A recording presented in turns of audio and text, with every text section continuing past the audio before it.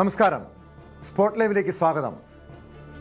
പോലീസുകാരുടെ തൊഴിൽ ചൂഷണവും അതോടൊപ്പം ജോലി സമ്മർദ്ദവും നമ്മൾ പലപ്പോഴും ചർച്ച ചെയ്തിട്ടുള്ള വിഷയമാണ്. ഇതേ തുടർന്ന് പോലീസ് ഉദ്യോഗസ്ഥർ പോലും ജീവനൊടുക്കുന്ന സംഭവം. ഇത്തരം ആത്മഹത്യകൾ, അതായത് പോലീസുകാരുടെ ആത്മഹത്യകൾ വർദ്ധിച്ച പശ്ചാത്തലത്തിൽ ഈ പോലീസുകാരുടെ ജോലി സമ്മർദ്ദം കുറയ്ക്കാൻ വേണ്ടി പല പദ്ധതികളും ആവിഷ്കരിച്ചു. അതായത് കഴിഞ്ഞ 7 വർഷത്തിനിടെ 100-ലധികം പോലീസുകാരാണ് കേരളത്തിൽ ജീവനൊടുക്കിയത്. ഇതേ തുടർന്നായിരുന്നു DGPയുടെ സർക്കുലർ വന്നത്. പിന്നീട് അതിലേറ്റവും വലിയ സമ്മർദ്ദം, ജോലി സമ്മർദ്ദം ഉണ്ടായിരുന്നത് CIമാർക്കാണ്, അതായത് SHOമാർക്ക്. ഇപ്പോൾ ഈ CIമാരുടെ ജോലിഭാരം കുറയ്ക്കാൻ വേണ്ടിയുള്ള പുതിയ പദ്ധതികളും ആവിഷ്കരിക്കാനുള്ള നീക്കങ്ങൾ സർക്കാരിൻ്റെ ഭാഗത്തുനിന്നുണ്ട്. അതായത് ഓരോ സ്റ്റേഷൻ്റെയും ചുമതല CIമാരിൽ നിന്നും SIമാരെ ഏൽപ്പിക്കുന്ന രീതിയിലേക്ക് ചില പരിഷ്കാരങ്ങൾ ആഭ്യന്തര വകുപ്പ് ആലോചിക്കുന്നുമുണ്ട്. അതിനിടെയാണ് ഒരു CI ആത്മഹത്യ ചെയ്തു എന്നൊരു വാർത്ത പുറത്തു വരുന്നത്. തൃശ്ശൂർ മാളയിലാണ് CIയെ ക്വാർട്ടേഴ്സിൽ തൂങ്ങി മരിച്ച നിലയിൽ കണ്ടെത്തിയത്. മാള പോലീസ് സ്റ്റേഷനിലെ SHO R രാജേഷിനാണ് ക്വാർട്ടേഴ്സിൽ തൂങ്ങി മരിച്ച നിലയിൽ കണ്ടെത്തിയത്. ഇന്ന് രാവിലെയാണ് സംഭവം. ഡാനി ഇപ്പോൾ ചേരുന്നുണ്ട് വിവരങ്ങളുമായി. ഡാനി, ഈ പോലീസുകാരുടെ ആത്മഹത്യ നമ്മൾ പലപ്പോഴും ചർച്ച ചെയ്യുന്ന വിഷയമാണ്. ഇത്രയധികം ജോലി സമ്മർദ്ദമുള്ള ഉദ്യോഗസ്ഥരാണ്, പ്രത്യേകിച്ചും SHOമാർ. അത്രയധികം ജോലി സമ്മർദ്ദവും ജോലി ഭാരവും മറ്റു പ്രശ്നങ്ങളൊക്കെ അവർ നേരിടുന്നുണ്ട്.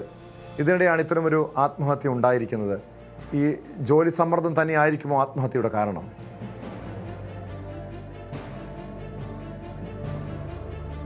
അറിയില്ല, ഇത് ജോലി സമ്മർദ്ദമാണോ മറ്റെന്തെങ്കിലും കാരണമാണോ എന്നത് സംബന്ധിയായ കാര്യങ്ങളെക്കുറിച്ച് മറ്റൊന്നും തന്നെ അറിയില്ല. അപ്പോൾ ഒരു CI ആത്മഹത്യ ചെയ്തു എന്നത് മാത്രമാണ് നിലവിൽ അറിയാനായിട്ട് സാധിക്കുന്നത്. ഒരുപക്ഷെ ജോലി സമ്മർദ്ദമാകാം, മറ്റ് കാരണങ്ങളാകാം. എന്താണ് കാരണങ്ങൾ എന്നത് സംബന്ധിച്ച് ഒരു വ്യക്തതയിലേക്ക് വന്നിട്ടില്ല.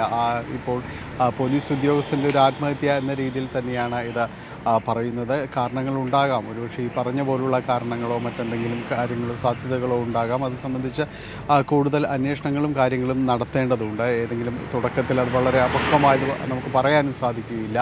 കാരണം ഉത്തരവാദിത്തപ്പെട്ടൊരു ഉദ്യോഗസ്ഥനാണ്. ഇതിൽ പല കാരണങ്ങളും ഉണ്ടാകാം. ഒരുപക്ഷെ മേലുദ്യോഗസ്ഥർക്കോ മറ്റാർക്കെങ്കിലുമോ ഇതുമായി ബന്ധപ്പെട്ടുകൊണ്ടുള്ളൊരു ഔദ്യോഗിക പ്രതികരണങ്ങളോ കാര്യങ്ങൾ ഇതുമായി ബന്ധപ്പെട്ടുകൊണ്ട് വന്നിട്ടില്ല. എന്താണെന്നുള്ളത് കുടുംബാംഗങ്ങളും ഇതിൻ്റെ ഒരു വ്യക്തതയിലേക്ക് എത്തിയിട്ടില്ല. അയാൾക്ക് സാമ്പത്തിക പ്രശ്നങ്ങൾ ഉണ്ടായിട്ടുണ്ടോ, മറ്റേതെങ്കിലും രീതിയിലുള്ള കാരണങ്ങളുണ്ടോ എന്നതെല്ലാം തന്നെ അന്വേഷണത്തിലേക്ക് വരികയാണ്. സ്വാഭാവികമായും ഇത് അടുത്തയിടെ ഈ സംഭവങ്ങൾ സമാനമായ രീതിയിൽ പല ഭാഗങ്ങളിലും ഉണ്ടായിട്ടുണ്ട്. ചിലതെല്ലാം ജോലി സമ്മർദ്ദം എന്ന രീതിയിലെല്ലാം തന്നെ ആക്ഷേപങ്ങളും ആരോപണങ്ങളും ഉയർന്ന സംഭവങ്ങൾ ഉണ്ടായിട്ടുണ്ട്. ചിലതെല്ലാം അത് ശരിവയ്ക്കുന്ന രീതിയിലുള്ളതായിരുന്നു. ഇപ്പോൾ സംഭവിച്ചിരിക്കുന്നതിൻ്റെ ഒരു യഥാർത്ഥ വസ്തുത എന്താണ് ആത്മഹത്യയിലേക്ക് നയിച്ച കാരണം എന്നത് സംബന്ധിയായ കാരണങ്ങളിലേക്ക് ഒരു വ്യക്തതയിലേക്ക് വന്നിട്ടില്ല. പ്രത്യേകിച്ച് ഒരു ആത്മഹത്യാക്കുറിപ്പോ മറ്റ് കാരണങ്ങളോ ഏതെങ്കിലും രീതിയിൽ സൂചനകളോ ഒന്നും വന്നിട്ടില്ല. അത് സംബന്ധിച്ചുള്ളൊരു അന്വേഷണത്തിലാണ് എന്നാണ് അറിയാനായിട്ട് സാധിക്കുന്നത്. പ്രത്യേകിച്ച് ഇയാളുടെ ഒരു ഫോൺ സംബന്ധിയായ കാര്യങ്ങൾ, ഈ ഉദ്യോഗസ്ഥൻ്റെ ഈ വാട്സപ്പ് സന്ദേശങ്ങളോ മറ്റെന്തെങ്കിലും ഒക്കെയോ ഇതുമായി ബന്ധപ്പെട്ടുകൊണ്ട് ഉണ്ടോ എന്നതടക്കമുള്ള കാര്യങ്ങളെല്ലാം തന്നെ പരിശോധിച്ച് വരികയുമാണ്. ഏതായാലും ഈ ഒരു അവസരത്തിൽ ഇപ്പോൾ അത് ആത്മഹത്യയുടെ ഒരു കാരണം അത് ഇപ്പോൾ വന്നിരിക്കുന്നത് ഇത് ജോലി സമ്മർദ്ദമാണോ മറ്റേതെങ്കിലും രീതിയിലുള്ള കാരണങ്ങളുണ്ടോ എന്നത് സംബന്ധിച്ച് ഒരു വ്യക്തതയിലേക്ക് ഈ ഘട്ടത്തിലെത്തിയിട്ടില്ല. ഒരുപക്ഷെ വൈകാതെ അതിനെക്കുറിച്ചൊരു സ്ഥിരീകരണമാകുമെന്നാണ് പ്രതീക്ഷിക്കുന്നത്. ടോം,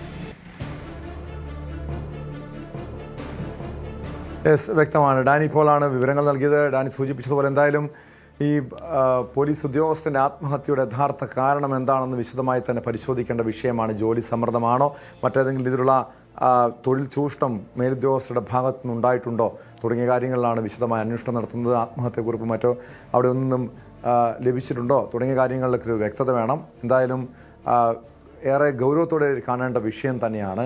നമ്മുടെ ഇവിടെ നിയമം നടപ്പാക്കേണ്ട ഉദ്യോഗസ്ഥർ മാത്രമല്ല, പൊതുവേ നമ്മൾ പറയാറുണ്ട് പോലീസുകാരെന്ന് പറയുമ്പോൾ ഏറെ കരുത്തരാണ് എന്നാണ് നമ്മളൊക്കെ സാധാരണക്കാരായ ജനങ്ങൾ കരുതുന്നത്. പക്ഷെ അവർ അത്രയധികം മാനസിക പ്രശ്നങ്ങൾ പോലീസ് ഉദ്യോഗസ്ഥർ പോലും നേരിടുന്നുണ്ട് എന്നതാണ് ഈ CIയുടെ ആത്മഹത്യയിൽ നിന്നും മനസ്സിലാക്കേണ്ടത്. മറ്റൊരു പ്രധാനപ്പെട്ട വാർത്ത പുറത്തു വരുന്നുണ്ട്. പാലക്കാട് തിരുമിറ്റക്കോട് കറുകപുത്തൂരിൽ കാറിന് തീ പിടിച്ചു. ആളപായമില്ല. രാത്രി 11 മണിയോടെയാണ് സംഭവം. കാർ പൂർണ്ണമായും കത്തിയമർന്നു. കറുകപുത്തൂർ ഹെൽത്ത് സെന്ററിന് സമീപം നിർത്തിയിട്ട കാറാണ് കത്തിയത്. എറണാകുളം സ്വദേശി താജുദ്ദീന്റെ വാഹനമാണ് കത്തിയത്. ഇയാളുടെ ഭാര്യ തിരുമിറ്റക്കോട് പ്രാഥമികാരോഗ്യ കേന്ദ്രത്തിലെ ജീവനക്കാരിയാണ്. കുടുംബ പ്രശ്നത്തെ തുടർന്ന് താജുദ്ദീൻ തന്നെയാണ് വാഹനം കത്തിച്ചതെന്നാണ് സൂചന. പട്ടാമ്പിയിൽ നിന്നും ഫയർഫോഴ്സ് സ്ഥലത്തെത്തിയാണ് തീ നിയന്ത്രണ വിധേയമാക്കിയത്. എം വിഷ്ണു ചേർന്ന വിവരങ്ങളുമായി. വിഷ്ണു, ആ ദൃശ്യങ്ങൾ ഉൾപ്പെടെ പുറത്തു വന്നിട്ടുണ്ട്. ഈ താജുദ്ദീൻ തന്നെയാണ് ഈ കാറിന് തീ കൊളുത്തിയതെന്ന കാര്യത്തിൽ ഒരു വ്യക്തത വന്നിട്ടുണ്ടോ? ഈ വെറും കുടുംബ പ്രശ്നം, അതിൻ്റെ അടിസ്ഥാനത്തിൽ ഒരു ആത്മഹത്യാ ശ്രമം മറ്റോ ആയിരുന്നോ? അതല്ലെങ്കിൽ അതിൻ്റെ വ്യക്തമായൊരു കാരണം പോലീസിന് ലഭിച്ചിട്ടുണ്ടോ? തീർച്ചയായും ടോം, ഇന്നലെ രാത്രി 10:30 മണിയോട് കൂടിയാണ് ഈ സംഭവം ഉണ്ടാവുന്നത്. തീ റോഡിൽ തീ ആളിപ്പെടുന്നത് കണ്ട് നാട്ടുകാർ ഓടിക്കൂടിയപ്പോഴാണ് ഈ കാറാണ് കത്തുന്നത് എന്നുള്ള വിവരം പുറത്തു വന്നത്. കാറിനുള്ളിൽ ആൾക്കാരുണ്ടെന്നൊക്കെയാണ് ആദ്യം പ്രദേശവാസികൾ, നാട്ടുകാർ ധരിച്ചിരുന്നത്. തുടർന്ന് ഫയർഫോഴ്സിനെ വിവരം അറിയിച്ചു. പട്ടാമ്പിയിൽ നിന്നും 20 കിലോമീറ്റർ അകലെയാണ്. പട്ടാമ്പിയിൽ നിന്ന് 2 യൂണിറ്റ് ഫയർഫോഴ്സ് എത്തിയാണ് തീക്ക് എടുത്തതിന് ശേഷമാണ് ഇതിൽ ആൾക്കാരൊന്നും ഇല്ല എന്നുള്ള ഒരു ആശ്വാസ വാർത്ത എത്തിയത്. പിന്നെയാണ് ചാലിശ്ശേരി പോലീസ് സംഭവ സ്ഥലത്തെത്തിയിരുന്നു. തുടരന്വേഷണത്തിലാണ് ഈ കാർ കത്തിച്ചതാണ് ഈ കാറിന്റെ ഉടമ എറണാകുളം സ്വദേശി താജുദ്ദീൻ എന്ന് പറയുന്ന വ്യക്തി കത്തിച്ചതാണെന്നുള്ള വിവരം പുറത്തു വരുന്നത്. ലഭിക്കുന്ന വിവരമനുസരിച്ച് ഈ താജുദ്ദീനും ഭാര്യയും തമ്മിൽ എന്തൊക്കെയോ കുടുംബ പ്രശ്നങ്ങൾ ഉണ്ടായിരുന്നു. അതിന്റെ ഭാഗമായിട്ട് ഈ കാറ് കത്തിച്ചതാണ്, ആ ഒരു വൈകാരിക നിമിഷത്ത് കത്തിച്ചതാണ് എന്നുള്ള വിവരങ്ങളാണ് പുറത്തു വരുന്നത്. ഈ കുടുംബത്തെ കുറിച്ച് നാട്ടുകാർക്ക് വലിയൊരു ധാരണയില്ല. കാരണം ഇവരുടെ ഭാര്യ തിരുമറ്റക്കോട് പഞ്ചായത്തിന് കീഴിലുള്ള പ്രാഥമിക ആരോഗ്യ കേന്ദ്രത്തിലെ ജീവനക്കാരിയാണ്, നേഴ്സാണ്. അപ്പോൾ സബ് സെന്റർ, ഈ തിരുമറ്റക്കോട് ഭാഗത്തുള്ള കറുവത്തൂർ ഭാഗത്തുള്ള സബ് സെന്ററിലാണ്, അതിന് സമീപത്താണ് ഇവർ താമസം, അവിടെയാണ് ജോലി ചെയ്യുന്നത്. ഈ റോഡരികിൽ ഈ സബ് സെന്ററിന് സമീപം നിർത്തിയിരുന്ന മാരുതി ഈക്കോ വാനാണ് കത്തിച്ചത് രാത്രിയോട് കൂടിയിട്ട്. കൂടുതൽ വിവരങ്ങൾ കുടുംബ പ്രശ്നമാണ് എന്നുള്ള വിവരങ്ങൾ മാത്രമാണ് നമുക്ക് ലഭിക്കുന്നത് സമീപവാസിയിൽ നിന്നും പോലീസിൽ നിന്നും. കൂടുതൽ ഇതിന്റെ വ്യക്തമായ ഒരു ആത്മഹത്യാ ശ്രമം എന്നുള്ളതൊന്നും ഇതിൽ കാണുന്നില്ല. കുടുംബ പ്രശ്നത്തിന്റെ പേരിൽ ഇദ്ദേഹത്തിന് വൈകാരിക പ്രശ്നങ്ങൾ ഉണ്ടായി, അതിന്റെ ദേഷ്യത്തിൽ ഈ കാറ് കത്തിച്ചു എന്നുള്ള വിവരങ്ങൾ മാത്രമാണ് പുറത്തു വരുന്നത്. സംഭവത്തിൽ ചാലിശ്ശേരി പോലീസ് കേസ് എടുത്തിട്ടുണ്ട്, തുടരന്വേഷണം നടത്തുന്നുണ്ട്.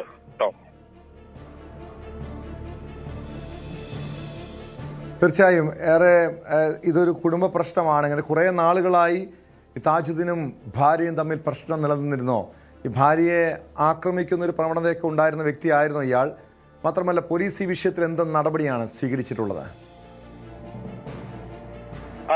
ഈ താജുദ്ദീന്റെ ഭാര്യ മാത്രമാണ് ഇവിടെ ജോലി ചെയ്യുന്നത്. ഈ താജുദ്ദീൻ സ്ഥിരമായി ഇവിടെ നിൽക്കുന്ന ആളല്ല. ഇവർ എറണാകുളം ജില്ലക്കാരാണ്. അതുകൊണ്ട് തന്നെ നാട്ടുകാരായിട്ട് കൂടുതൽ ബന്ധങ്ങളില്ല ഇവർക്ക്. നാട്ടുകാർക്ക് ഇവരുമായിട്ട് ബന്ധങ്ങളില്ല. ഈ ചില സമയങ്ങളിൽ ചികിത്സാ കാര്യങ്ങൾ, കുത്തിവെപ്പ്, മാസത്തിലുള്ള കുത്തിവെപ്പ്, അങ്ങനെയുള്ള കാര്യങ്ങളായിട്ട് മാത്രമേ ബന്ധമുള്ളൂ. ഈ വീട്ടിൽ പ്രശ്നങ്ങൾ ഉണ്ടാവാറുണ്ട് എന്ന് മാത്രമേ, ഇദ്ദേഹം എറണാകുളത്ത് നിന്ന് വരുമ്പോൾ ഈ ചില അസ്വരസ്യങ്ങൾ ഉണ്ടാവുന്നുണ്ട് എന്നുള്ള വിവരങ്ങൾ മാത്രമാണ് പുറത്തു വരുന്നത്. അല്ലാതെ ഒരു ആക്രമണമോ ഒരു വഴക്കോ നടക്കാറുണ്ട്, ഒച്ചയും ബഹളം കേൾക്കാറുണ്ട് എന്നുള്ള ഒരു വ്യക്തമായ സ്ഥിരീകരിക്കാൻ കഴിയുന്ന ഒരു വിവരം പുറത്തു വരുന്നില്ല. എന്നാൽ എന്തൊക്കെ പ്രശ്നങ്ങൾ ഉണ്ട്. ഇപ്പൊ കാറ് കത്തിച്ചോടുകൂടിയാണ് കൂടുതൽ അറിയുന്നത്. കാരണം പോലീസിന് കൊടുത്ത മൊഴിയായിരിക്കാം. അല്ലാതെ കാറ് എങ്ങനെ കത്തി എന്നുള്ള സാഹചര്യത്തിലേക്ക് അന്വേഷിച്ചപ്പോൾ ഇദ്ദേഹത്തെ ചോദ്യം ചെയ്തപ്പോഴാണ് ഈ വിവരങ്ങളൊക്കെ പുറത്തു വന്നത്. സംഭവത്തിൽ പോലീസ് കേസ് എടുത്തിട്ടുണ്ട്. പൊതുസ്ഥലത്ത് കാറ് കത്തിച്ചതുകൊണ്ട് തന്നെ അതൊരു ക്രിമിനൽ കുറ്റമായിട്ടാണ് എടുത്തിരിക്കുന്നത്. കേസ് അന്വേഷണം നടന്നുകൊണ്ടിരിക്കുകയാണ്. അറസ്റ്റ് ചെയ്താലും അത് ശേഷം ജാമ്യം ലഭിക്കാവുന്ന കുറ്റമാണെന്നാണ് നമുക്ക് ലഭിക്കുന്ന വിവരം. ടോം.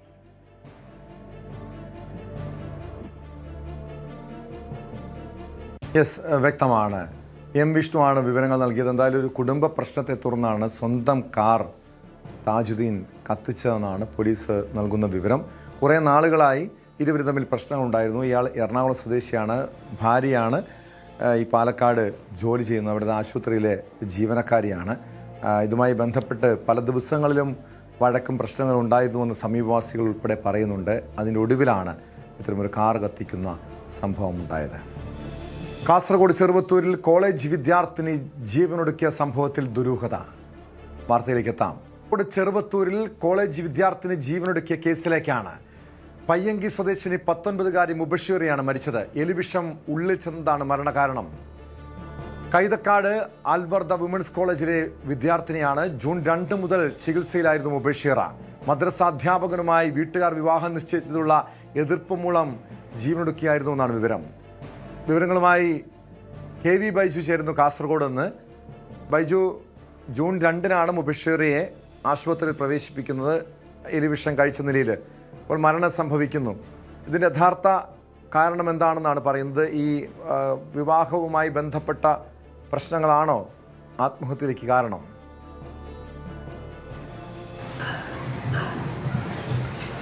ടോമെ, അത് തന്നെയാണ് പോലീസ് പറയുന്നത്. ടോം സൂചിപ്പിച്ചതുപോലെ തന്നെ ജൂൺ 2-നാണ് മുബഷിറയെ ഇത്തരത്തിൽ എലിവിഷം അകത്ത് ചെന്ന നിലയിൽ ആശുപത്രിയിൽ പ്രവേശിപ്പിക്കുന്നത്. അതിനുശേഷം സ്ഥിതി ഗുരുതരമാവുകയായിരുന്നു. അങ്ങനെ മംഗളൂരുവിലേക്ക് മാറ്റുന്ന ഒരു സാഹചര്യമാണ് ഉണ്ടായത്. ഇന്നലെ വൈകിട്ടോടുകൂടിയാണ് മുബഷിറ മരണത്തിന് കീഴടങ്ങിയത്. ഇതിൽ പോലീസ് പറയുന്നത് ഈ മുബഷിറയ്ക്ക് ഒരു 19 വയസ്സുകാരിയാണ് മുബഷിറ, ഒരു കോളേജ് വിദ്യാർത്ഥിനിയാണ്. ഇവർക്ക് ഒരു മദ്രസ അധ്യാപകരുമായി വിവാഹം ഉറപ്പിച്ചിരുന്നു. അതിലുള്ള ഒരു അതൃപ്തിയാണ് ഇത്തരത്തിലുള്ള ഒരു കടുങ്കൈ ചെയ്യാൻ കാരണമെന്നാണ് പോലീസ് പറയുന്നത്. സംഭവത്തിൽ അസ്വാഭാവിക മരണത്തിന് പോലീസ് കേസെടുത്തിട്ടുമുണ്ട്. ഏതായാലും ഇത് സംബന്ധിച്ച് കൂടുതൽ അന്വേഷണം പോലീസിന്റെ ഭാഗത്തു നിന്നും ആരംഭിച്ചിട്ടുണ്ട്. കാരണം ഇതിൽ നേരത്തെ ഒന്നും ഈ വിഷം കഴിച്ച സമയത്തും കഴിഞ്ഞ ദിവസങ്ങളിലൊന്നും ഇത്രയും ദിവസത്തിനിടയിൽ എന്താണ് ഇങ്ങനെ ഒരു എലിവിഷം അകത്ത് ചെല്ലാൻ ഇടയായ കാരണം എന്നത് സംബന്ധിച്ച ഒരു ദുരൂഹതയുണ്ടായിരുന്നു. അങ്ങനെ പോലീസിൽ കൃത്യമായി അന്വേഷിച്ചപ്പോഴാണ് ഇപ്പോഴാണ് ഇത്തരത്തിലുള്ള ഒരു വിവരം പുറത്തു വരുന്നത്. ഇങ്ങനെ ഒരു വിവാഹം ഉറപ്പിച്ചിരുന്നു. ആ വിവാഹത്തിലുള്ള എതിർപ്പിനെ തുടർന്നാണ് ഈ കുട്ടി ജീവനെടുക്കാൻ എലിവിഷം കഴിച്ചതും പിന്നീട് ആശുപത്രിയിൽ ഗുരുതരാവസ്ഥയിൽ പ്രവേശിപ്പിക്കുന്നതും ഇന്നലെ രാത്രി മരണപ്പെടുന്ന സാഹചര്യം ഉണ്ടായത്. എന്തായാലും നേരത്തെ സൂചിപ്പിച്ചതുപോലെ തന്നെ ഇതിൽ മറ്റെന്തെങ്കിലും കൂടുതൽ കാര്യങ്ങൾ ഉണ്ടോ എന്നതും പോലീസ് അന്വേഷിക്കുന്നുണ്ട്.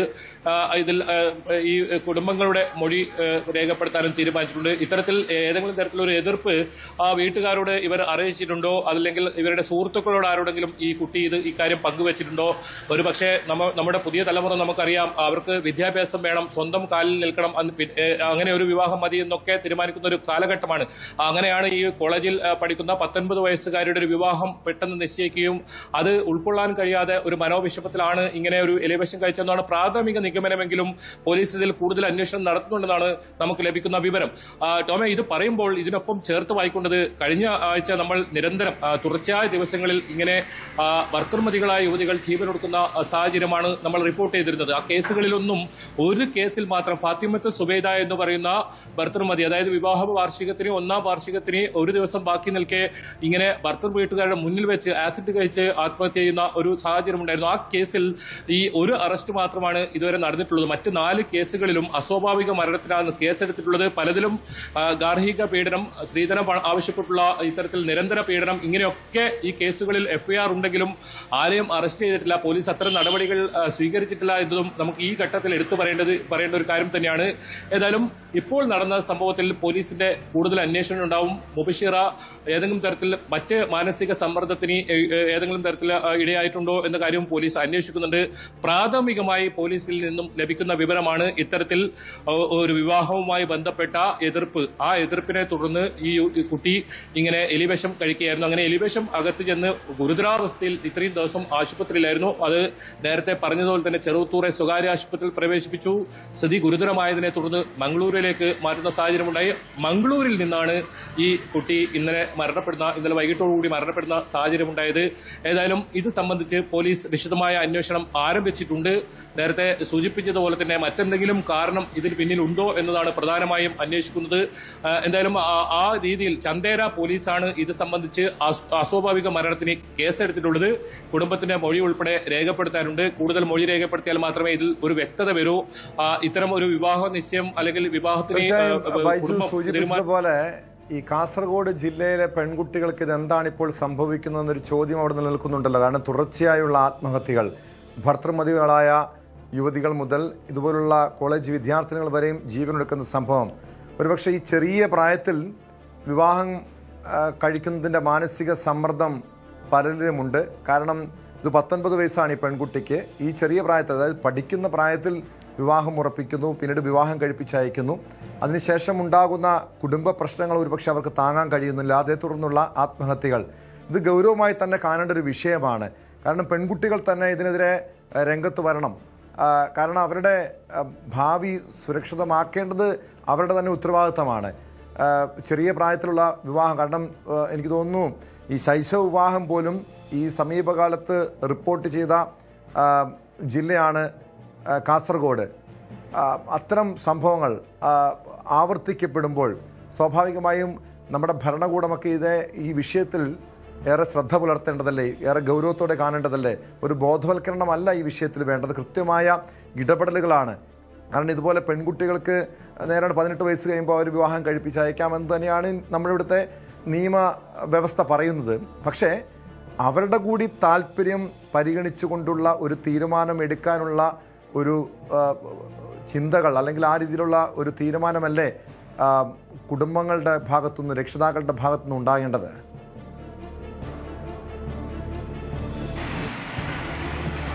തീർച്ചയായും ടോം സൂചിപ്പിച്ചത് വളരെ പ്രധാനപ്പെട്ട കാര്യമാണ്. ഈ വാർത്ത റിപ്പോർട്ട് ചെയ്യുമ്പോൾ തന്നെ ആ കാര്യം കൂടി കൂട്ടിച്ചേർക്കേണ്ടതുണ്ട്. കാരണം ചന്ദേര പോലീസ് സ്റ്റേഷൻ പരിധിയിൽ ഇതേ പടന്ന എന്ന് പറയുന്ന സ്ഥലത്താണ് ഏതാനും അതായത് ഒരു മാസം ആയതേ ഉള്ളൂ ഒരു ശൈശവ വിവാഹവുമായി ബന്ധപ്പെട്ട വാർത്ത നമ്മൾ റിപ്പോർട്ട് ചെയ്തത്.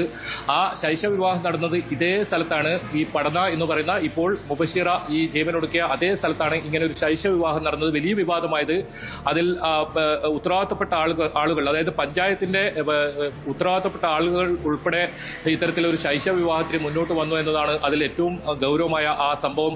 ആ കേസിലും വലിയ തോതിലുള്ള നടപടികളൊന്നും പോലീസിന്റെ ഭാഗത്ത് ഉണ്ടായിട്ടില്ല എന്നാണ് നമുക്ക് മനസ്സിലാക്കാൻ സാധിക്കുന്നത്. തുടക്കത്തിൽ 1 or 2 ഒരു പേരിന് ഒരു അറസ്റ്റോ അതല്ലെങ്കിൽ അത്തരം നടപടികളിലേക്ക് പോലീസ് കടക്കും. പിന്നീട് ആ കേസിൽ ഒരു തുടരന്വേഷണം ഉണ്ടാകുന്നില്ല എന്നതാണ് മറ്റ് കേസുകൾ നോക്കിയാലും നമുക്ക് മനസ്സിലാക്കാൻ സാധിക്കുന്നത്. ഇതിൽ മറ്റൊരു പ്രധാനപ്പെട്ട കാര്യം ടോം സൂചിപ്പിക്കുന്നത് തന്നെയാണ്. 19 മുതൽ 25 വയസ്സ് വരെയുള്ള കുട്ടികളാണ് ഇത്തരത്തിൽ വലിയ തോതിൽ അത് ഭർത്തൃമതി ആയിക്കോട്ടെ, ഇപ്പോൾ ഈ ഒരു വിദ്യാർത്ഥിനി ആയിക്കോട്ടെ, ഇങ്ങനെ ജീവനൊടുക്കുന്നതെന്ന് നമുക്ക് കണക്കുകൾ പരിശോധിച്ചാൽ മനസ്സിലാക്കാം. ഫാത്തിമത്ത് സുവൈദ 24 വയസ്സാണ്. ഇതിന് തൊട്ട് മുൻപ് സെറീന എന്ന് പറയുന്ന യുവതി ഇത്തരത്തിൽ 23 വയസ്സാണ്. അങ്ങനെ എല്ലാം 20 വയസ്സും അല്ലെങ്കിൽ 19 വയസ്സ് മുതൽ 25 വയസ്സ് വരെയുള്ള ഇത്തരത്തിൽ യുവതികൾ ഭർത്തൃമതികളും അതുപോലെ തന്നെ വിദ്യാർത്ഥിനികളുമാണ് ഈ ആത്മഹത്യ ചെയ്ത കൂട്ടത്തിലുള്ളതെന്നാണ് ഏറ്റവും പ്രധാനം. അത് ഇത് തന്നെയാണ്. പ്രത്യേകിച്ച് പല സംഭവങ്ങളിലും നമ്മളിപ്പോൾ ഈ വനിതാ ഇത്തരത്തിലുള്ള വനിതാ പോലീസ് ഓഫീസറോട് ഇക്കാര്യം സംസാരിച്ചപ്പോൾ പറയുന്നത് തന്നെയാണ്. ചെറിയ പ്രായത്തിൽ തന്നെ ഇവരെ നിർബന്ധിച്ച് വിവാഹം കഴിപ്പിക്കുന്ന ഒരു സ്ഥിതി ഇപ്പോഴും നമ്മുടെ നാട്ടിലുണ്ട് എന്നാണ്. കാരണം അവർക്ക് താല്പര്യമില്ല, ഇപ്പോൾ അവർക്ക് വിദ്യാഭ്യാസം വേണം, സ്വന്തമായൊരു ജോലി വേണം. അത്തരം സ്വപ്നങ്ങളുമായി മുന്നോട്ട് പോകുന്നതിനിടയിൽ അവർക്ക് വലിയ തോതിൽ ഇങ്ങനെ ഒരു വിവാഹ ജീവിതത്തിലേക്ക് കടക്കാൻ നിർബന്ധിക്കപ്പെടുന്നു.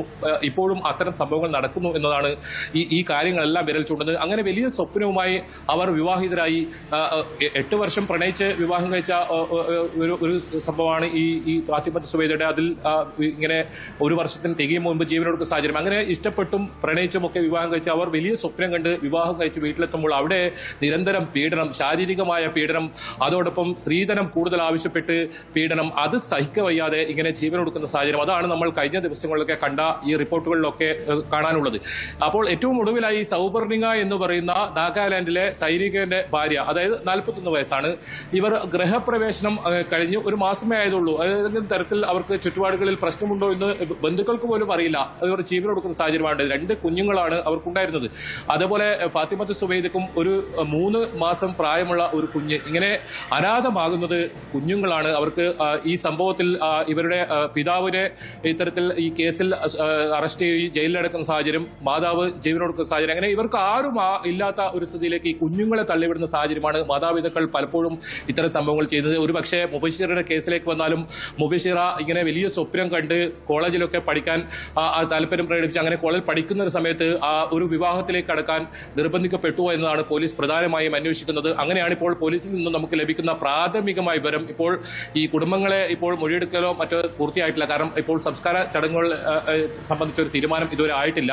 അത്തരം കാര്യങ്ങൾ കഴിഞ്ഞതിന് ശേഷം മാത്രമേ ഈ കുടുംബങ്ങളെ മൊഴി പോലീസ് രേഖപ്പെടുത്തൂ. പലപ്പോഴും ഇത്തരം കേസുകളിൽ പോലീസിന് ഒരു പരിമിതി ഉണ്ട് എന്നത് യാഥാർത്ഥ്യമാണ്. കാരണം ഈ ഇത്തരത്തിൽ മരണം സംഭവിക്കുന്നു, പിന്നീട് അവരുടെ ബന്ധുക്കളൊക്കെ വലിയ മാനസിക വിഷമത്തിലൊക്കെ നിൽക്കുന്ന സാഹചര്യം ഉണ്ടായിരുന്നു. അങ്ങനെ കൂടുതൽ ഈ കാര്യത്തിൽ മൊഴി രേഖപ്പെടുത്താനും ഉൾപ്പെടെ പോലീസിന് അത്തരം നടപടികളിൽ കടക്കാൻ വലിയ ബുദ്ധിമുട്ടുകളുണ്ട്. അതുകൊണ്ട് തന്നെ ഒരു പക്ഷേ മറ്റേതെങ്കിലും വലിയ കേസുകൾ വരുമ്പോൾ ഇത് ദിവസങ്ങൾ കഴിഞ്ഞാൽ പിന്നീട് ഈ കേസിന്റെ ഒരു പ്രാധാന്യം നഷ്ടപ്പെടുകയും പോലീസ് അന്വേഷണം അത് മന്ദഗതിയിലാവുന്ന സാഹചര്യമാണ് പലപ്പോഴും ഉള്ളത്. അത് നേരത്തെ ഞാൻ പറഞ്ഞത് അത് തന്നെയാണ്. ഒരു കേസിൽ ഫാത്തിമത്ത് സുവൈദയുടെ ഒറ്റ കേസിൽ ഭർത്താവിനെ ഇത്തരത്തിൽ ജാമ്യമില്ലാ വകുപ്പ് പ്രകാരം കേസെടുത്ത് അറസ്റ്റ് ചെയ്ത് ജയിലിലടക്കുന്ന സംഭവം ഉണ്ടായി. മാതാവിനെതിരെ, അതായത് ഭർത്തൃ മാതാവിനെ ആയ ആയിഷ എന്ന് പറയുന്ന ഇവർക്കെതിരെ ബൈജു ആണ് വിവരങ്ങൾ നൽകിയത്. ബൈജു സൂചിപ്പിച്ചത് ഏറെ ഗൗരവമായി കാണേണ്ട വിഷയമാണ്. പ്രത്യേകിച്ചും രക്ഷിതാക്കൾ ഒരു കാര്യം ഓർക്കണം, നിങ്ങളുടെ പെൺകുട്ടികളെ ഇങ്ങനെ ബലി കൊടുക്കണമോ എന്ന്. കാരണം ഇവിടെ ശൈശവ വിവാഹം വരെ നടക്കുന്ന ഒരു പ്രദേശമാണത്. നമ്മുടെ ഭരണകൂടം, നമ്മുടെ നിയമ സംവിധാനങ്ങളൊക്കെ കൃത്യമായ ഇടപെടണം. അതല്ലെങ്കിൽ ഒരു പക്ഷേ ഈ മുബഷിറെ പോലെ നിരവധി പെൺകുട്ടികളുടെ ജീവിതം ഇതുപോലെ അകാലത്തിൽ പൊലിയുന്ന സാഹചര്യമുണ്ടാകും. മുബഷിറയുടെ മരണത്തിൽ പോലീസ് ശക്തമായ നടപടി തന്നെ സ്വീകരിക്കേണ്ടതാണ്. തിരിച്ചെത്താം ഇടവേള കഴിഞ്ഞു. സ്പോട്ട് ലൈവ് തുടരുന്നു. എറണാകുളം തേവരപ്പാലത്തിൽ ലോറി അപകടത്തിൽപ്പെട്ടു. പാലത്തിന്റെ കൈവരി തകർത്ത് ലോറി തങ്ങി നിൽക്കുകയാണ്. ഡ്രൈവർ മാത്രമാണ് ലോറിയിൽ ഉണ്ടായിരുന്നത്.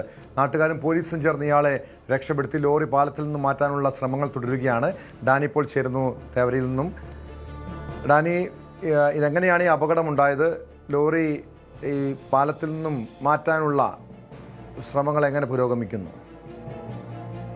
ടോം, ഇന്ന് ഉച്ചയോടുകൂടിയാണ് ഈ അപകടം ഉണ്ടാകുന്നത്. അലക്സാണ്ടർ പറമ്പിത്തറ പാലം എന്ന് പറയുന്ന തേവര പാലം, ഇവിടെ വെച്ചാണ് അപകടം ഉണ്ടാകുന്നത്. ലോറി പാലത്തിന്റെ കൈവരികൾ തകർത്ത് കായലിലേക്ക് പതിക്കുന്ന രീതിയിൽ, ഏതാണ്ട് എഞ്ചിൻ ഭാഗം പൂർണ്ണമായും തന്നെ കായലിലേക്ക് പതിക്കുന്ന രീതിയിലാണ് നിൽക്കുന്നത്. ഇത് ഭാഗ്യം കൊണ്ട് മാത്രമാണ് കായലിലേക്ക് വീഴാതെ. ഡ്രൈവർ മാത്രമാണ് ഇതിനകത്ത് ഉണ്ടായിരുന്നത്. ഇയാളെ സമീപത്തുകൂടി പോയ ആളുകളെല്ലാം ചേർന്ന് രക്ഷാപ്രവർത്തനം നടത്തി താഴേക്ക് പോയി വീഴാതെ അയാളെ ഇവിടേക്ക് പുറത്തേക്ക് എടുക്കുകയായിരുന്നു. അതിനുശേഷം ആശുപത്രിയിൽ പ്രവേശിപ്പിച്ചു. സാരമായ പരിക്കുകൾ ഒന്നും തന്നെ ഇല്ല. ഡ്രൈവറോട് പോലീസ് വിവരങ്ങൾ ആരാഞ്ഞിട്ടുണ്ട്. ഇയാൾ പറയുന്നത് എതിരെ ഒരു വാഹനം വന്നു, വളരെ വേഗതയിൽ വരുന്ന വാഹനമാണ്, അതുകൊണ്ട് പെട്ടെന്ന് സൈഡ് തിരിച്ചപ്പോൾ നിയന്ത്രണം നഷ്ടപ്പെട്ടാണ് ഈ രീതിയിലേക്ക് കൈവരികൾ തകർത്ത് മുന്നോട്ടാഞ്ഞത് എന്നതാണ് അദ്ദേഹം പറയുന്നത്. ഇപ്പോൾ അപകട സാധ്യതകൾ എന്ന് പറയുന്നത് ഇപ്പോൾ ഒരാൾ മാത്രമേ അതിനകത്തുണ്ടായിരുന്നുള്ളൂ, അയാളെ രക്ഷപ്പെടുത്തുകയും ചെയ്തു. പക്ഷേ ഇത് വളരെ സങ്കീർണമാണ്. ഇത് എടുത്തു മാറ്റുക എന്നത് സാധാരണ രീതിയിൽ നമ്മൾ റോഡ് അപകടങ്ങളെല്ലാം തന്നെ ഉണ്ടാകുമ്പോൾ ഉപയോഗിക്കുന്ന ക്രെയിൻ ഉപയോഗിച്ച് മാറ്റാൻ കഴിയുന്ന ഒരു കാര്യങ്ങളല്ല. കുറെ കൂടി ഭാരം വഹിക്കാൻ കഴിയുന്ന ക്രെയിൻ വേണം. കാരണം ഇതിന് പിൻഭാഗത്ത് ഈ ഡ്രഡ്ജ് ചെയ്ത മണലും കല്ലും എല്ലാം ഉണ്ടാവുന്ന ഒരു ലോഡോട് കൂടിയതായിരുന്നു ഈ ടിപ്പർ എന്ന് പറയുന്നത്. ഏതായാലും ഇതിന് ഭാരമുണ്ട്. എഞ്ചിൻ ഭാഗമാണ്, ഭാരം കൂടുതലുള്ള എഞ്ചിൻ ഭാഗമാണ് ഇപ്പോൾ കായലിലേക്ക് തള്ളി നിൽക്കുന്ന രീതിയിൽ ഉള്ളത്. അപ്പോൾ ഇത് അവിടെ നിന്ന് മാറ്റണമെങ്കിൽ കൂടുതൽ ഭാരം വഹിക്കാൻ കഴിയുന്ന ക്രെയിനുകൾ എല്ലാം. ഇപ്പോൾ ഇത് ഒരു ഉച്ച സമയമാണ്, പക്ഷെ വൈകുന്നേരം ഇത് ഓഫീസ് അല്ലെങ്കിൽ സ്കൂളുകളൊക്കെ വിട്ട് കൂടുതൽ ആളുകൾ എത്തുന്നൊരു സമയമാകുമ്പോഴേക്കും വലിയൊരു ഗതാഗതക്കുരുക്കുണ്ടാകാനുള്ള സാധ്യതയുണ്ട്. പ്രത്യേകിച്ച് ഈ തേവരപ്പാലം എന്ന് പറയുമ്പോൾ നിരവധി ആളുകൾ സഞ്ചരിക്കുന്ന, നിരവധി വാഹനങ്ങൾ പോകുന്ന ഒരു റോഡ് കൂടിയാണ്, ഒരു സ്ഥലം കൂടിയാണ്.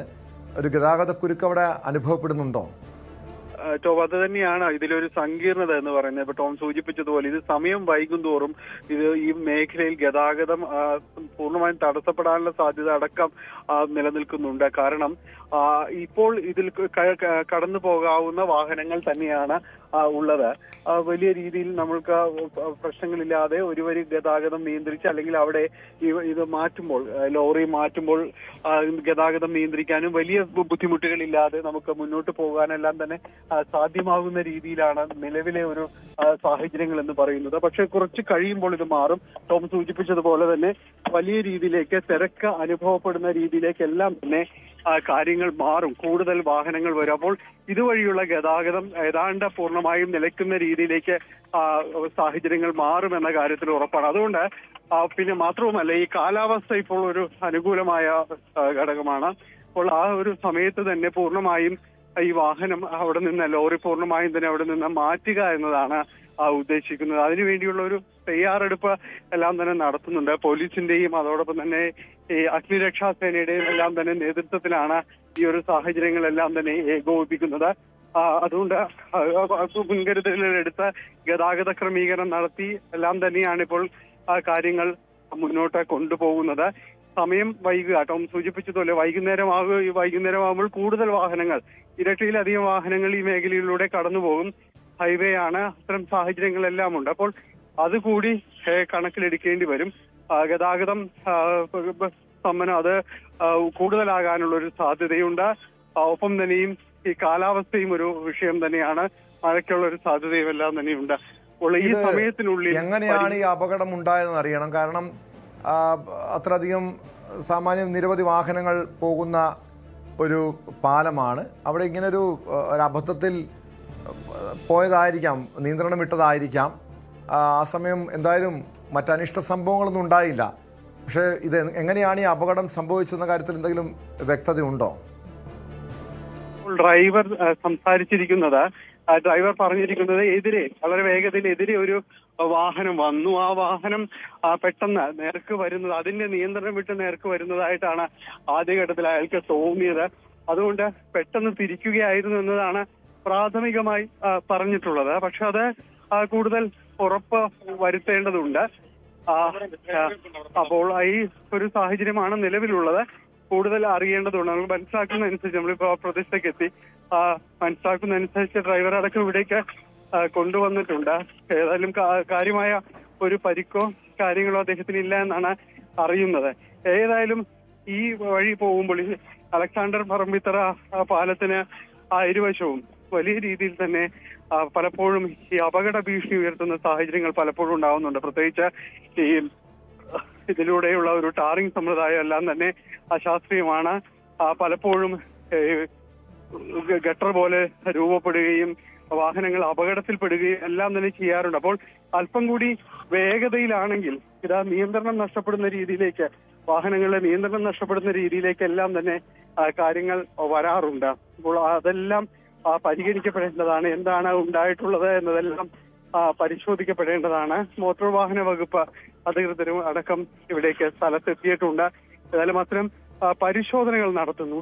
ഈ എന്തായാലും ഡാനി ഇപ്പോൾ അവിടെ എത്തിയിട്ടുണ്ട്. അതിന്റെ ദൃശ്യങ്ങൾ അല്പം കൂടി വ്യക്തമായി കാണാൻ കഴിയുമെന്ന് പ്രതീക്ഷിക്കുന്നു. ഇത് എങ്ങനെയാണ് സംഭവിച്ചതെന്നും ഇപ്പോൾ അതിനുവേണ്ടിയുള്ള ഈ വാഹനം, ഈ ടിപ്പർ ലോറി അവിടെ നിന്നും കയറ്റാനുള്ള ശ്രമങ്ങൾ ഇപ്പോൾ പുരോഗമിക്കുന്നുണ്ടോ? മറ്റ് ക്രെയിനുകളോ മറ്റവിടെ എത്തിയിട്ടുണ്ടോ? ഇത് എപ്പോഴത്തേക്ക് അതായത് വൈകുന്നേരം ഒരു 4 മണിയോട് കൂടി വലിയ ഗതാഗത കുരുക്ക് അനുഭവപ്പെടുന്ന ഒരു സ്ഥലമാണ്. സ്വാഭാവികമായും അതിനു മുൻപ് ഈ ടിപ്പർ ലോറി അവിടെ നിന്നും കയറ്റാനുള്ളൊരു നടപടികൾ ഉണ്ടാകേണ്ടതല്ലേ? അതിനുവേണ്ടിയുള്ള ശ്രമങ്ങൾ ആരംഭിച്ചിട്ടുണ്ടോ?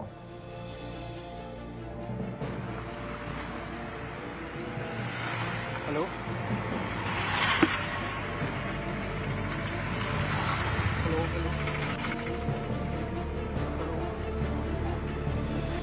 ഡാനി, ഇപ്പോൾ എന്താണ് സംഭവിക്കുന്നത്?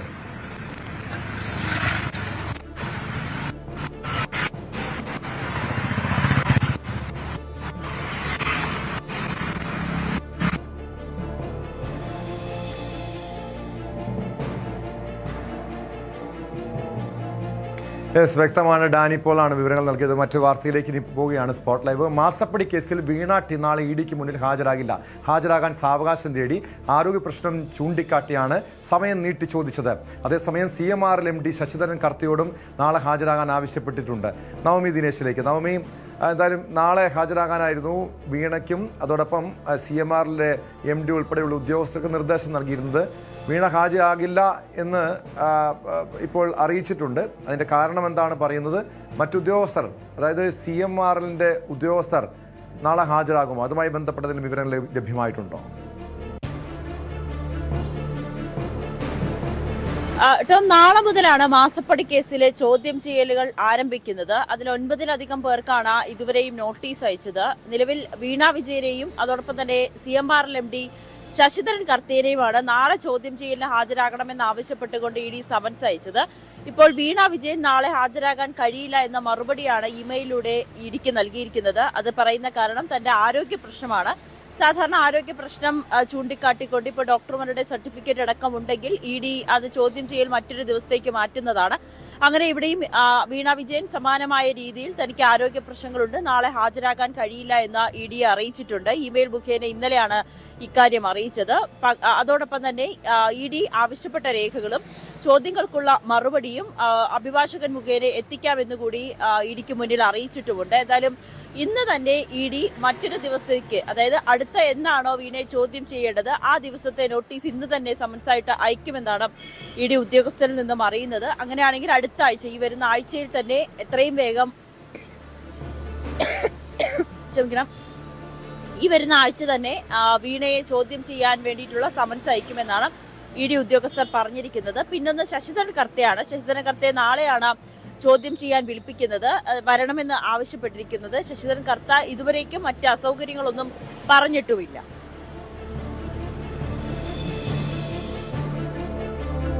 യെസ്, എന്തായാലും നവമി, നാളെ എത്ര പേർക്ക് ചോദ്യം ചെയ്യലിനായി നോട്ടീസ് നൽകിയിട്ടുണ്ട്? സ്വാഭാവികമായും വീണ ഹാജരാകാൻ കഴിയില്ല എന്ന് ED അറിയിച്ചിട്ടുണ്ട്. ഇനി ഉടൻ തന്നെ, അതായത് ഈ കർത്തയെ ചോദ്യം ചെയ്ത് ഉടൻ തന്നെ വീണയ്ക്ക് നോട്ടീസ് നൽകുമോ? വീണയോട് രണ്ടാമത് ചോദ്യം ചെയ്യലിന് ഹാജരാകണമെന്ന് ആവശ്യപ്പെട്ട് നോട്ടീസ് നൽകുന്നൊരു നടപടി ഉണ്ടാകുമോ?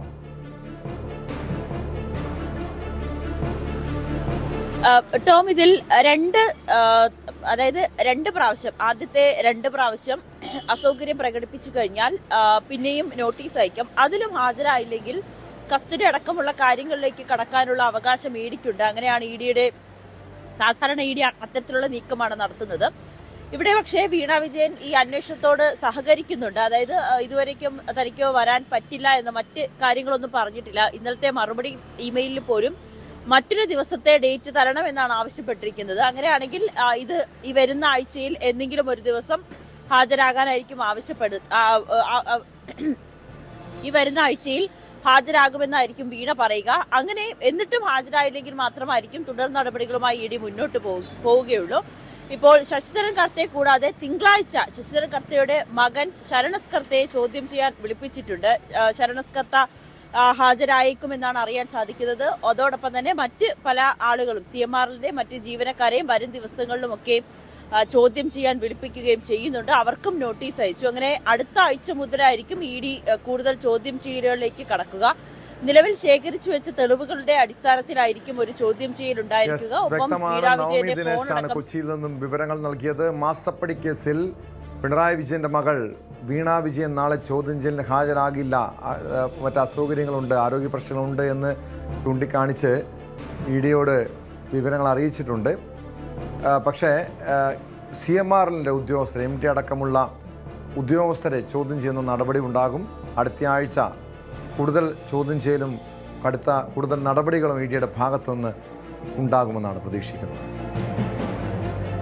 നവകേരള യാത്രയ്ക്കിടെ കോൺഗ്രസ് പ്രവർത്തകരെ തല്ലിച്ചതച്ച മുൻ മുഖ്യമന്ത്രി പിണറായി വിജയന്റെ ഗൺമാൻ അടക്കമുള്ള 5 പേരും SITക്ക് മുന്നിൽ ഹാജരായി.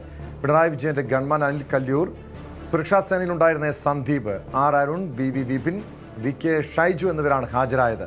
താൻ വേട്ടയാടപ്പെട്ടുവെന്ന് അനിൽ കല്യൂർ പ്രതികരിച്ചു. അന്നത്തെ മുഖ്യമന്ത്രി പിണറായി വിജയന് സുരക്ഷാ പ്രശ്നങ്ങൾ ഉള്ളതുകൊണ്ടാണ് ഇടപെട്ടതെന്നും ഗൺമാൻ അനിൽ കല്യൂർ പറഞ്ഞു.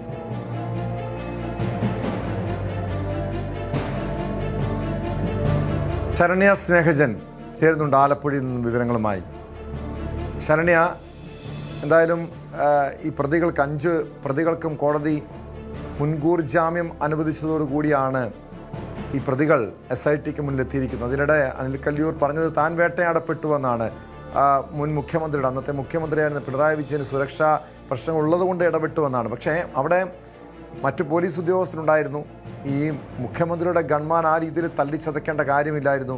അതിക്രൂരമായി യൂത്ത് കോൺഗ്രസ് പ്രവർത്തകരെ, ആ പ്രതിഷേധക്കാരെ അവരുടെ തലയടിച്ച് പൊട്ടിക്കുന്ന സാഹചര്യം, അതിൻ്റെ ദൃശ്യങ്ങളടക്കം നമ്മൾ പുറത്തു വന്ന് നമ്മൾ കണ്ടതാണ്. അങ്ങനെ അത്രയും മൃഗീയമായി, ക്രൂരമായി ആ ഗൺമാന്മാർക്ക് ഈ പ്രതിഷേധക്കാരെ തല്ലിച്ചതയ്ക്കേണ്ട കാര്യമുണ്ടായിരുന്നുവെന്ന് പൊതുസമൂഹം പോലും ചോദിക്കുന്നുമുണ്ട്. എന്തായാലും ഈ ചോദ്യം ചെയ്യൽ നടപടികൾ ആരംഭിച്ചിട്ടുണ്ടോ? 5 പേരും മറ്റെന്തെങ്കിലും ഈ ചോദ്യം ചെയ്യലുമായി ബന്ധപ്പെട്ട മറ്റെന്തെങ്കിലും വിവരങ്ങൾ ലഭ്യമായിട്ടുണ്ടോ ശരണ്യ?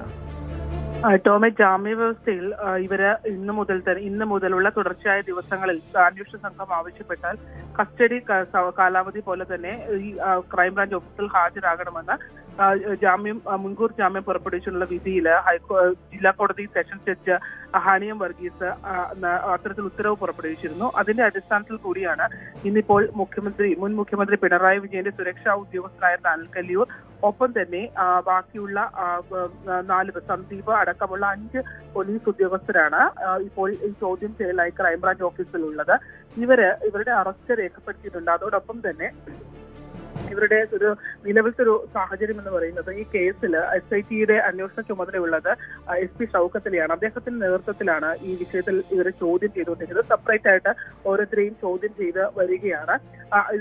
ഈ ചോദ്യം ചെയ്യലിന് ഹാജരായ ഘട്ടത്തിൽ അനിൽ കല്ലിയൂർ പറഞ്ഞത് താൻ സുരക്ഷാപരമായ, അതായത് മുഖ്യമന്ത്രിയുടെ സുരക്ഷ ഒരുക്കുക മാത്രമാണ് ചെയ്തത്, ഇതിന്റെ പേരിൽ താൻ വേട്ടയാടപ്പെട്ടു എന്നുള്ള രീതിയിൽ പറഞ്ഞത്. പക്ഷേ ഈ കേസ് നമുക്ക് തുടക്കം മുതൽ തന്നെ അറിയാവുന്നതാണ്. ഈ കേസിൽ കഴിഞ്ഞ ദിവസം മുൻകൂർ ജാമ്യത്തിലേക്ക് പോലെ എത്തിച്ചതും തുടക്കത്തിലുള്ള അന്വേഷണ സംഘത്തിന്റെ വീഴ്ചകളാണ്. കാരണം റെക്കോർഡിക്കലായ കാര്യങ്ങൾ രേഖപ്പെടുത്തുന്ന അടക്കമുള്ള കാര്യങ്ങളിൽ വലിയ വീഴ്ച, മെഡിക്കൽ സർട്ടിഫിക്കറ്റുകളടക്കം വലിയ വീഴ്ച വന്നൊരു കേസാണ്. അതിൽ ഉന്നത പോലീസ് ഉദ്യോഗസ്ഥരുടെ സമ്മർദ്ദം അന്നത്തെ മുഖ്യമന്ത്രിയുടെ ഏറ്റവും അടുത്ത സുരക്ഷാ ഉദ്യോഗസ്ഥർക്ക് വേണ്ടി ഉണ്ടായിട്ടുണ്ട് എന്നുള്ളതും ഡിപ്പാർട്ട്മെന്റ് തല അന്വേഷണത്തിൽ ബോധ്യപ്പെട്ടിട്ടുണ്ട്. അതുകൊണ്ട് തന്നെയാണ് ചട്ടലംഘനം അടക്കമുള്ള കാര്യങ്ങൾ കാണിച്ചുകൊണ്ട് അനിൽ കല്ലിയൂറിനെയും സന്ദീപിനെയും അടക്കമുള്ള 5 ഉദ്യോഗസ്ഥരെ സർവീസിൽ നിന്ന് ഇപ്പോൾ സസ്പെൻഡ് ചെയ്ത് വെക്കുകയാണ്. പക്ഷേ കഴിഞ്ഞ ദിവസം കോടതി മുൻകൂർ ജാമ്യം ഇവർക്ക് നൽകുന്നതുമായി ബന്ധപ്പെട്ട് പറഞ്ഞ കാര്യങ്ങളിൽ ഒന്ന് പ്രധാനപ്പെട്ടത് ഇവരുടെ 308 എന്നുള്ള വകുപ്പ് ചുമത്തുന്നതിൽ അന്വേഷണ സംഘം തിടുക്കം കാണിച്ചു. അതിൽ അന്വേഷണ സംഘം തിടുക്കം കാണിക്കാൻ കാരണം അന്ന് വൈകിട്ടാണ് മെഡിക്കൽ റിപ്പോർട്ട് ലഭ്യമാകുന്നത്. മെഡിക്കൽ റിപ്പോർട്ട് ലഭ്യമാകുന്നതിന് മുൻപ് രാവിലെ തന്നെ അന്വേഷണ സംഘം ഈ വകുപ്പുകൾ ചുമത്തി എന്നുള്ളതാണ് വ്യക്തമാക്കുന്നത്. അതിനോടൊപ്പം തന്നെ ഇതിൽ നമുക്ക് നേരത്തെ ടോം സൂചിപ്പിച്ച പ്രധാനപ്പെട്ട കാര്യമാണ്. അതായത് ഇവര് ഈ AD തോമസും ഇന്നത്തെ MLA ആയ ആലപ്പുഴ MLA ആയ AD തോമസും വന്ന് അജയ് ജുവൽ കുര്യാക്കോസും, അത് യൂത്ത് കോൺഗ്രസിന്റെ സംസ്ഥാന ഭാരവാഹിയായിരുന്നു. ഈ അജയ് ജുവൽ കുര്യാക്കോസും റോഡരികിൽ നിന്ന് പ്രതിഷേധിച്ചവരാണ്. അവരെ അന്നത്തെ അരൂർ SI നേതൃത്വത്തിലുള്ള സംഘം ഇവരെ കസ്റ്റഡിയിലേക്ക് മാറ്റുന്നു. ചെറുപ്പക്കാർ കസ്റ്റഡിയിലേക്ക് മാറിയ ശേഷമായിരുന്നു ഈ വാഹനം നിർത്തി ഇവര് പുറത്തേക്ക് ഇറങ്ങി വന്ന് ഈ അകാരണമായ രീതിയിൽ ഇവരെ മർദ്ദിച്ചത്. പക്ഷെ അതിന് ഇന്നും അനിൽ കല്ലിയൂർ പറഞ്ഞത് മുഖ്യമന്ത്രിയുടെ സുരക്ഷയ്ക്ക് വീഴ്ച ഉണ്ടായിരുന്നു എന്നുള്ള റിപ്പോർട്ടുണ്ട് എന്നുള്ള ഉൾപ്പെടെയുള്ള കാര്യങ്ങളാണ് അവർ വ്യക്തമാക്കിക്കൊണ്ടിരിക്കുന്നത്. ഇനി അന്നത്തെ കാലഘട്ടത്തിൽ മുഖ്യമന്ത്രി ഈ കേസ് അന്വേഷണവുമായി ബന്ധപ്പെട്ട മറ്റ് ഓഫീസുകൾ, ഉന്നത പോലീസ് ഉദ്യോഗസ്ഥർ ഇടപെട്ടു എന്ന് പറയുന്നു. തീർച്ചയായും അതിനു വേണ്ടിയുള്ള സാഹചര്യങ്ങളൊക്കെ ഈ കേസുമായി ബന്ധപ്പെട്ട് വന്നാൽ അതിനുവേണ്ടിയുള്ള സാഹചര്യങ്ങളൊക്കെ ഒരുക്കിയിട്ടുണ്ടാകും. അതിന്റെയൊക്കെ ബലത്തിൽ കൂടിയായിരിക്കും ഒരുപക്ഷെ ഇവർ ഇങ്ങനെ പറയുന്നത്. പക്ഷെ ഈ കേസിന്റെ തുടക്കം മുതലുള്ള ഫ്രെയിമിങ്ങിൽ വന്ന പ്രശ്നങ്ങൾ ഉൾപ്പെടെ ഇവർക്ക് ജാമ്യം കിട്ടാനായി കാരണമായി എന്നുള്ളതാണ്. വീണ കിടന്ന അജയ് ജുവൽ കുര്യാക്കോസിനെയും അതുപോലെ തന്നെ തോമസിന്റെയാണ് തല അടിച്ച് പൊട്ടിക്കുന്ന ഒരു സാഹചര്യം ഉണ്ടായത്. അതും നിരായുധരായി വീണ് കിടന്ന ചെറുപ്പക്കാരെയാണ് ലാത്തി ഉപയോഗിച്ച് മർദ്ദിച്ചത്. ഇപ്പൊ അത്തരം കാര്യങ്ങളിലൊക്കെ കോടതിയിൽ നിന്ന് മുൻകൂർ ജാമ്യം കിട്ടിയാലും അന്വേഷണ സംഘത്തിന് മുന്നിൽ ഇവർ കൃത്യമായി വിശദീകരിക്കേണ്ടി വരും. കാരണം ലാത്തി എന്നത് ഇവര് ഉപയോഗിക്കേണ്ട സുരക്ഷാ വസ്തുക്കൾ ഉണ്ടായിരുന്നതല്ല എന്നുള്ളതാണ്. മറിച്ചൊരു ബാഗും Z+ കാറ്റഗറിയിൽ വരുമ്പോൾ ഒരു ബാഗും അതോടൊപ്പം തന്നെ ഇവർക്ക് ഒരു ഗണ്ണും പിസ്റ്റളുമാണ് കൊടുക്കുന്നത്. പക്ഷെ ഈ ലാത്തി ഇവരുടെ വാഹനത്തിൽ എങ്ങനെ ഉണ്ടായി, അത് വെച്ചുള്ള മർദ്ദനം അടക്കമുള്ള കാര്യങ്ങളൊക്കെ കോടതിയുടെ മുമ്പിൽ വിശദീകരിച്ചാലും അന്വേഷണ സംഘത്തിന്റെ മുന്നിൽ ഇവർ കൃത്യമായി വിശദീകരിക്കേണ്ടി വരും എന്നുള്ളതാണ്. എന്തായാലും നേരത്തെ നമുക്കറിയാം ആലപ്പുഴയിൽ സൗത്ത് പോലീസ് ആയിരുന്നു ഈ കേസ്. അതാണ് ശരണ്യ സൂചിപ്പിച്ചതുപോലെ അവരുടെ കൈവശം ലാത്തി വെക്കേണ്ട കാര്യമില്ലായിരുന്നു. അങ്ങനെയെങ്കിൽ എന്തിന് അവരാക്രമിച്ചു? കാരണം നമ്മൾ കണ്ടതാണ് അങ്ങ് കാസർഗോഡ് മുതൽ തിരുവനന്തപുരം വരെ ഇത്തരം രക്ഷാപ്രവർത്തനങ്ങൾ, DYFI പ്രവർത്തകർ മുതൽ പോലീസുകാർ വരെയും ഈ പ്രതിഷേധക്കാരെ, യൂത്ത് കോൺഗ്രസ്സുകാരെ ക്രൂരമായി തല്ലിച്ചതയ്ക്കുന്ന കാഴ്ചകൾ കണ്ടതാണ്. ചെടിച്ചട്ടി കൊണ്ടുവരെയും തകർത്ത സംഭവമുണ്ടായി. പക്ഷേ അവിടെ ഒരു പോലീസ് ഉദ്യോഗസ്ഥർ അതിക്രൂരമായി 2 ചെറുപ്പക്കാരുടെ തല ക്രൂരമായി തല്ലിച്ചതയ്ക്കുന്ന കാഴ്ച, അത് മനസ്സാക്ഷിയുള്ളവർക്ക് കണ്ടു നിൽക്കാൻ കഴിയുന്നതായിരുന്നില്ല. എത്രത്തോളം ന്യായീകരിക്കാൻ ശ്രമിച്ചാലും അത് ഗുരുതരമായ കുറ്റകൃത്യം തന്നെയാണ്, ഗുരുതരമായ പിഴവ് തന്നെയാണ്. എന്തായാലും SITക്ക് മുന്നിൽ ഈ ഉദ്യോഗസ്ഥർ എന്ത് മറുപടി നൽകുമെന്നതാണ് ശ്രദ്ധേയമായിട്ടുള്ള കാര്യം. എത്രയൊക്കെ ന്യായീകരിച്ചാലും ആ ചെയ്ത തെറ്റ് അതൊരു കാരണവശാലും പൊതുസമൂഹം, കേരളത്തിൻ്റെ പൊതുസമൂഹം അംഗീകരിക്കില്ല. നമ്മുടെ നിയമ സംവിധാനങ്ങളും ശക്തമായ നടപടി സ്വീകരിക്കേണ്ടതാണ്. ഇടവേള. സ്പോട്ട് ലൈവ് തുടരുന്നു. കണ്ണൂരിൽ കവർച്ചാ പരമ്പര. 7 വ്യാപാര സ്ഥാപനങ്ങളിലാണ് കവർച്ച നടന്നത്. പ്രസ് ക്ലബിന് സമീപത്തെ കടകളിലായിരുന്നു മോഷണം. കടകളിൽ മോഷണം നടത്തുന്നതിൻ്റെ CCTV ദൃശ്യങ്ങൾ ന്യൂസ് 18 ലഭിച്ചു. രാവിലെ കട തുറക്കാൻ എത്തിയപ്പോഴാണ് മോഷണം ശ്രദ്ധയിൽപ്പെടുന്നത്. ടൗൺ പോലീസ് സ്ഥലത്തെത്തി പരിശോധന ആരംഭിച്ചിട്ടുണ്ട്. രാവിലെ ഷോപ്പ് തുറക്കാൻ വരുമ്പോഴാണ് ശ്രദ്ധയിൽപ്പെട്ടത്. 7 മണിയൊക്കെ നമ്മളെ അയൽവാസി വിളിച്ച് പറയുകയും ചെയ്ത് ഇങ്ങനെ ഷോപ്പ് ഇങ്ങനെ അതിൻ്റെ ഷട്ടറെല്ലാം തകർത്തിട്ടുണ്ട് എന്ന് പറഞ്ഞു. നഷ്ടപ്പെട്ടത് പറഞ്ഞാൽ ഈ ഷട്ടർ കുത്തിപ്പൊട്ടിച്ചിട്ടുണ്ട്. പിന്നെ ഉള്ളിലുള്ള കുറച്ച് രേഖകൾ, കുറച്ച് ഫയലുകളെല്ലാം എടുത്തു കൊണ്ടുപോയിന്. പിന്നെ കുറച്ച് ഡ്രസ്സും. പൈസ ചെറിയ 10-25 അങ്ങനെ ഉണ്ടാവും. വ്യാപാരികളെ സംബന്ധിച്ചിടത്തോളം വളരെയധികം പ്രയാസകരമായ ഒരു കാലഘട്ടത്തിലൂടെ കടന്നുപോയിക്കൊണ്ടിരിക്കുന്നത്. ഇവിടെ പ്രസ് ക്ലബിനെ സംബന്ധിച്ചിടത്തോളം കഴിഞ്ഞ ഒരു 4 മാസം മുമ്പാണ് ഇതേ കള്ളൻ തന്നെയാണ് മറ്റൊരു കടയിലും കയറിയത്. രാവിലെ വന്ന് കട തുറന്നപ്പോഴാണ് ആദ്യം വിചാരിച്ചത് നമ്മൾ വെജിറ്റബിൾ കട മാത്രമാണ്. പിന്നെ മറ്റൊരു കടയും തുറന്നു. മറ്റുള്ള ആളുകളൊക്കെ തുറന്നപ്പോഴാണ് 7ഓളം കടകളിലാണ് കള്ളൻ കയറിയിട്ടുള്ളത്. ഒരു കടയിൽ നിന്ന് പിന്നെ 5000 രൂപയും മറ്റൊരു കടയിൽ നിന്ന് 2000 രൂപയും മൊബൈൽ ഫോണും അതുപോലെ തന്നെ ഡ്രസ്സുകളും അതുപോലെ തന്നെ വിലപിടിപ്പുള്ള വാച്ചുകളുമാണ് നഷ്ടപ്പെട്ടത്. ഇതിനേക്കാളൊക്കെ ഉപരി വ്യാപാരികളെ സംബന്ധിച്ചിടത്തോളം ഷട്ടറുകൾ പൂർണ്ണമായും തകർത്തിരിക്കുകയാണ്. അതുപോലെ തന്നെ മഴക്കാലം മേലെയുള്ള ഷീറ്റ് ഇളക്കിയിട്ടാണ് 2-3 ഷോപ്പിലേക്ക് താഴെ ഇറങ്ങിയിട്ട് അവരുടെ സീലിംഗ് അടക്കം തകർന്നിട്ടുണ്ട്. ഏകദേശം ഒരു 10,000 രൂപ ഇല്ലാതെ ഒരു കച്ചവടക്കാരന് ഷോപ്പ് തുറക്കാൻ പറ്റാത്ത അവസ്ഥയാണ് ഇവിടെയുള്ളത്. 4ഓളം CCTVകൾ ഇവിടെ പോലീസിന്റെ ഉണ്ടെങ്കിലും 4ഉം വർക്ക് ചെയ്യുന്നില്ല എന്നുള്ളതാണ്. സംഘടന അത് റെഡിയാക്കാൻ എന്താ വേണ്ടി ചെയ്തു കൊടുക്കാൻ വേണ്ടി തയ്യാറാണ്. അത് പോലീസുകാർ പറയുകയാണെങ്കിൽ നമ്മളത് വേണ്ട സംവിധാനങ്ങൾ നമ്മൾ ചെയ്തു കൊടുക്കാം. നമ്മൾ ഇവിടെ ഈ പ്രസ് ക്ലബ്ബ് റോട്ടിൽ ഇന്ന് കാലത്ത് കട തുറന്നപ്പോൾ വ്യാപാരികൾ വളരെ ബുദ്ധിമുട്ട് അനുഭവിക്കുകയാണ്. കാരണം മോഷ്ടാക്കൾ തന്നെയാണ് ഇതിന് കാരണം. 2 മാസം മുമ്പ് ഇതേ റോഡിൽ 3ഓളം കടകൾ കുത്തി തുറന്ന് പണവും അതുപോലെ സാധനങ്ങളും കളവ് ചെയ്തതായിട്ട് ഒരു പരാതി കൊടുത്തിരുന്നു. അതിന് ശേഷം ഉണ്ടായ ഇന്ന് കാലത്ത് കടകൾ തുറന്നപ്പോൾ മേൽക്കൂര തകർത്തും അതുപോലെ സീലിംഗ് തകർത്തും പണവും വാച്ചുകളും കളവ് ചെയ്തതായിട്ടാണ് വ്യാപാരികൾ പരാതി ഉന്നയിക്കുന്നത്.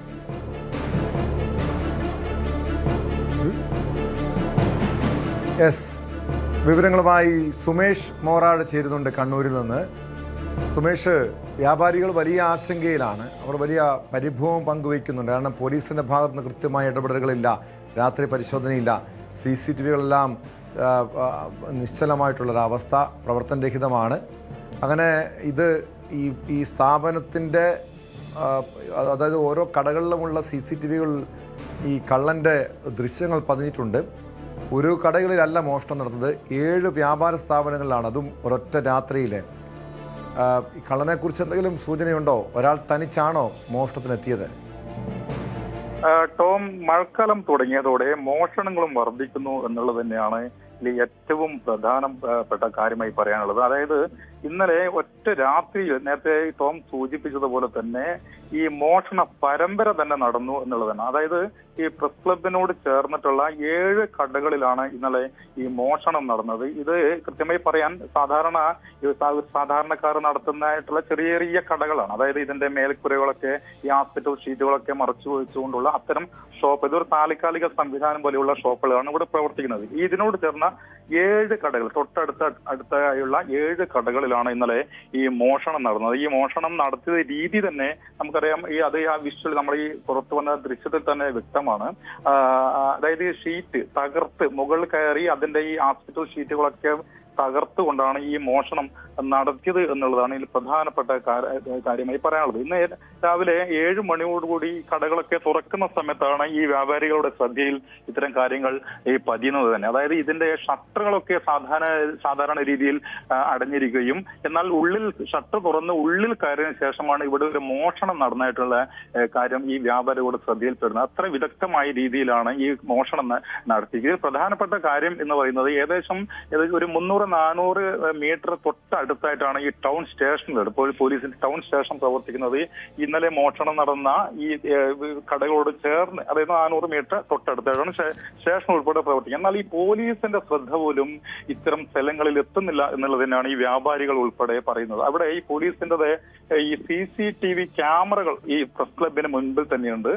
എന്നാൽ അത്തരം ക്യാമറകൾ പ്രവർത്തനരഹിതമാണ് എന്നുള്ള കാര്യം ഈ മോഷണത്തിന് ശേഷമാണ് മിക്ക ആളുകളുടെയും ശ്രദ്ധയിൽപ്പെടുന്നത്. അതായത് വളരെ ഇത്തരം കാര്യങ്ങൾ വിദഗ്ധമായ രീതിയിൽ മനസ്സിലാക്കിയ കള്ളനാണ് ഇന്നലെ ഈ മോഷണം നടത്തിയെന്നുള്ളതാണ് ഈ പ്രധാനമായി പറയാനുള്ളത്. ഏകദേശം 50,000 രൂപയോളം പിന്നെ അതുമായി ഏകദേശം അതേ പൈസയോളം മൂല്യമുള്ള സാധനങ്ങളും ഉൾപ്പെടെ കവർന്നു എന്നാണ് ഈ വ്യാപാരികൾ പറയുന്നത്. ഏതായാലും അതിൽ മറ്റൊരു പ്രധാനപ്പെട്ട കാര്യം എന്ന് പറയുന്നത് നേരത്തെ വ്യാപാരികളുടെ വൈറ്റുകളൊക്കെ നമ്മൾ ശ്രദ്ധിച്ചു കാണും. അതായത് 2 മാസം, അതായത് 3 മാസത്തിനുള്ളിൽ ഇതേ പ്രദേശത്ത് ഈ ഒരു മോഷണം നടന്നിരുന്നു. അതേ വ്യക്തി തന്നെയാണ്, മോഷ്ടാവ് തന്നെയാണ് ഇന്നലെയും ഈ മോഷണം നടത്തിയതെന്നാണ് ഈ വ്യാപാരികൾ പറയുന്നത്. അന്ന് ഈ പോലീസിന്റെ ഭാഗത്തു നിന്നുണ്ടായ അനാസ്ഥയാണ് വീണ്ടും ഇത്തരം ഒരു മോഷണം നടത്തുന്നതിലേക്ക് നയിച്ചത് എന്നാണ് ഇപ്പോൾ ഈ വ്യാപാരികൾ ഉൾപ്പെടെ ഈ പറയുന്നത്.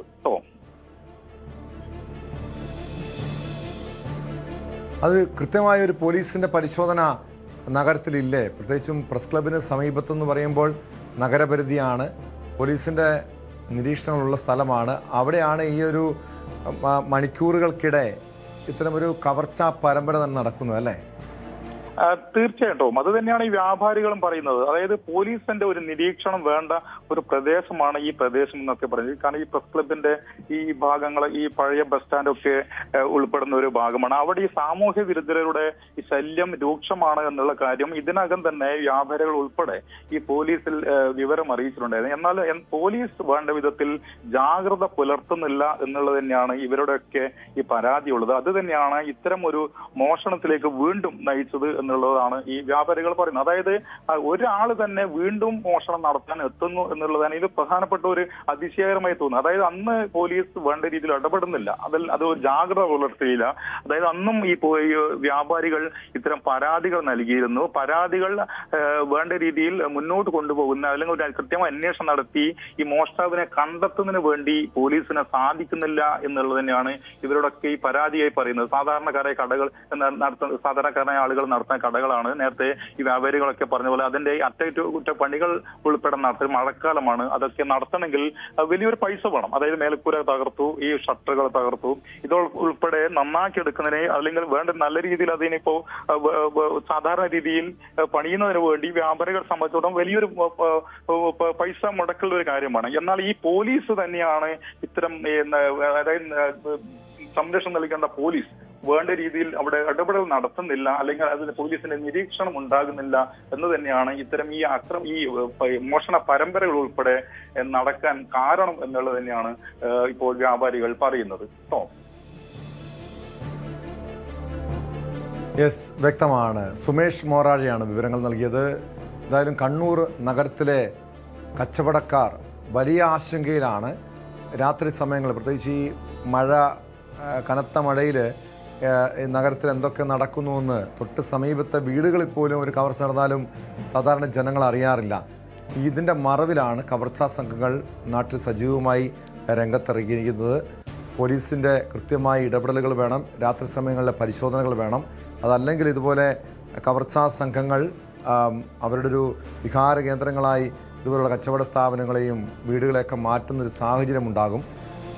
ഈ വിഷയത്തിൽ അടിയന്തരമായി തന്നെ ഉടൻ തന്നെ ഈ പ്രതിയെ, കള്ളനെ പിടിക്കാനുള്ള നടപടി പോലീസ് സ്വീകരിക്കണം. സ്പോട്ട് ലൈവ് പൂർണ്ണമാകുന്നു. നമസ്കാരം.